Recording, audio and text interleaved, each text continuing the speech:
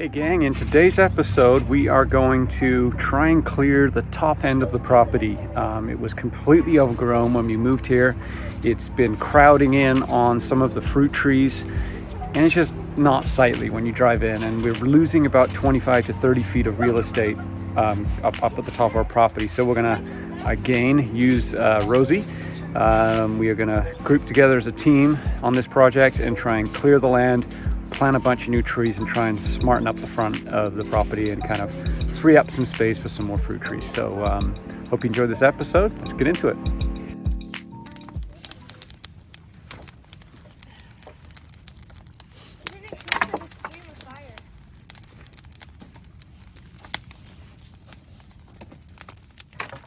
Good morning, everybody. It's a nice sunny blue-ish sky morning. We're still working on ditching while the ground is dry, but we're also going to try and plant some trees today. I bought these cedar trees way back. You know, the way my brain works is kind of funny. I when I first moved here, I was like jumping way far ahead. You know, I was buying water totes, and we don't even have no clue when I'm going to get that rigged up. Buying glass for a greenhouse, a small like glass house to do projects in. I have no idea when I'm going to do that, so jumped the gun. But I also bought a bunch of trees because behind me here, you can probably hear in the background cars going by, which I don't like. There's a couple of blank spots on our perimeter fence because the owners, see these really tall trees behind me? They ran all the way along the full distance. Here's a cockerel in the background. And unfortunately they were stealing water from the orchard, and so that's why the trees were chopped down. So now we're left with some blank spots there. So I bought these cedars, and I want to, you know, make the most of this dry weather, like I said. And I've got to dig up some tree roots of those old trees, which can take a while with the old with Rosie. It's digging up a tree root is tough going on a small machine. And then we're going to try and get these trees in the ground because we've got good weather on our side, and I think we're done with the deep freeze, which hurts the trees. So we'll get Mandy warmed up again, another tractor day, and get to it. So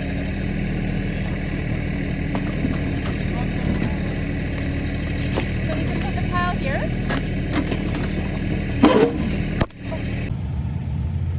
Check this out. So this tree is connected to this tree through this huge root, keeping these two together.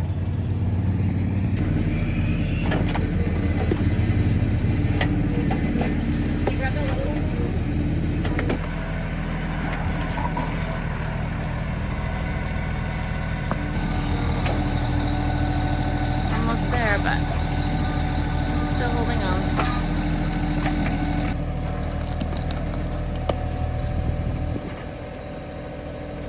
Wowza. Woo! Wow, it's a lot of dirt.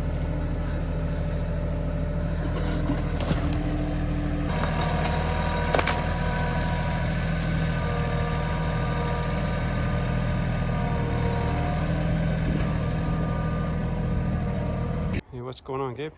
There's a chicken that they have a ton, and there's two, and two of them, one black, one beige, came over here, and then the black one From the neighbor? went back. Yeah. And the beige one's just hanging out. He's here since the morning. Where is he? Right in the corner there. I think. Oh, let's go see him from the other side. Look at all these lovely spring flowers. Hey, buddy, what are you doing over here? Just come to hang out with the girls? We kind of renamed her Sylvia. Sylvia. Very pretty, Sylvia.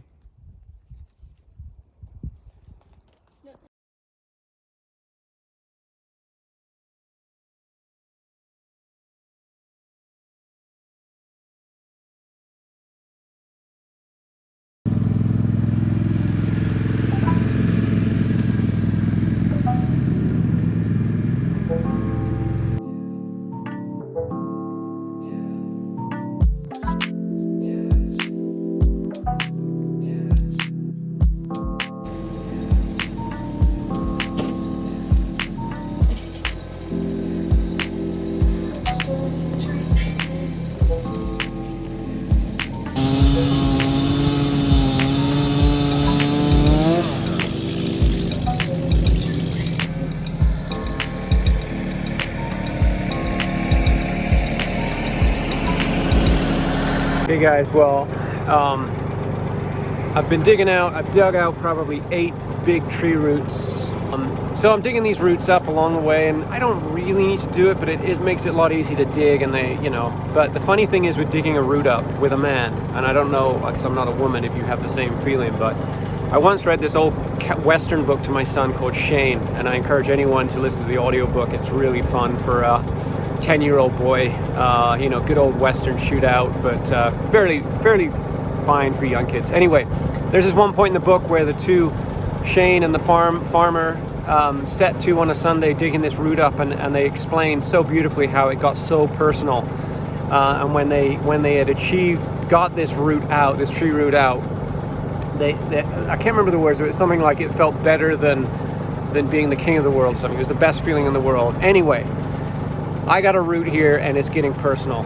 This big monster here. Now it's not big.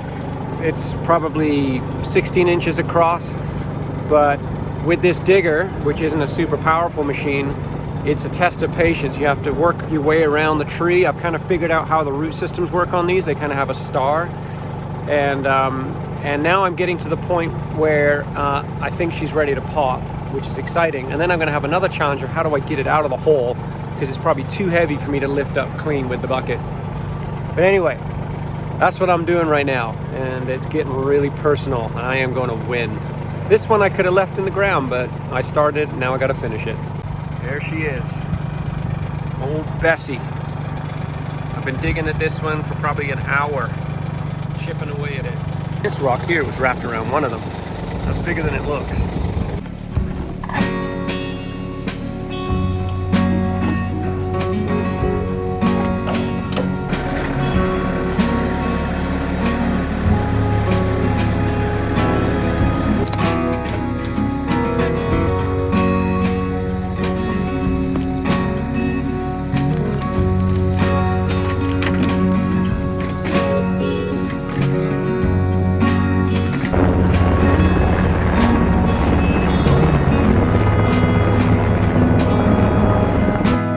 Okay, it's a great day, but I'm gonna do what's right to do, not what I want to do. Now, I'd be lying.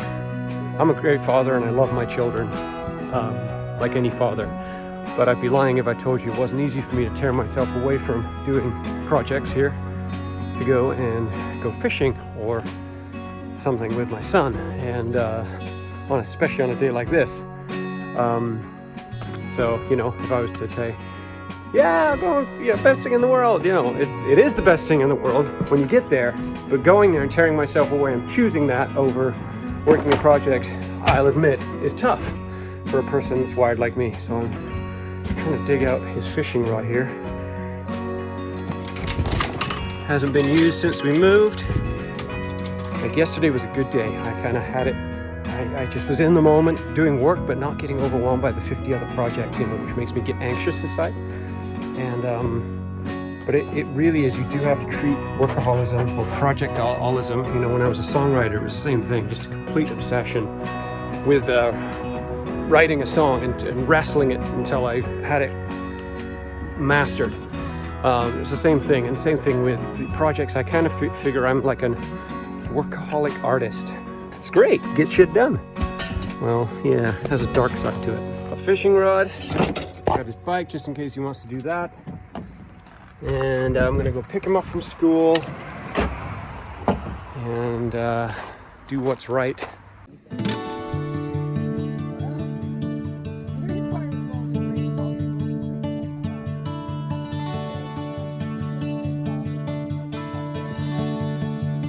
Okay, so I finally had a bit of dry weather to be able to dig the holes to plant these trees that have been sitting at our place for months now, and the weather temperature is okay. We don't look like we're going to get any more frost, so I've dug holes all the way along here for all of the Leyland cedar that we're going to put in here, and the hope is that it creates a buffer for us out. Now we're going to have to wait a couple years before that kicks in. But Tara and I are now going to plant, and you can see when I dig a hole, the amount of rocks that comes out is unbelievable. So I'm going to have to start a little quarry here somewhere on the property, store these out, because I'm sure I can use them for some type of landscaping. So yeah, here we go.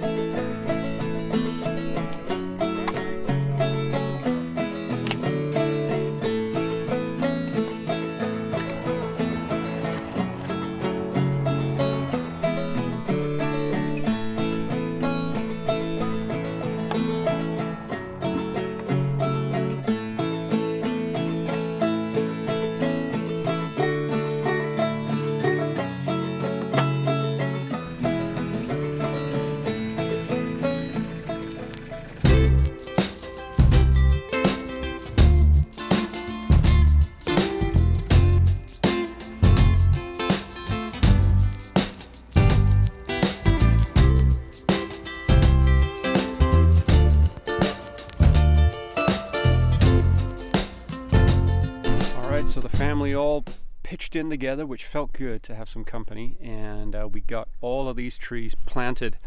Now, some small ones here and some big ones back there. Now, the logic of that is quite simple. The economy of it all, the cost. A big 6-foot Leylandii like that is about $75, believe it or not, which is crazy. And a little guy here is about $16. So this is where we have a big kind of vacant spot. The cottonwood trees have been thinned out here by probably the hydro. So we got big ones there. So what I'm going to do is get this up to a manageable height, which will probably be 9 feet.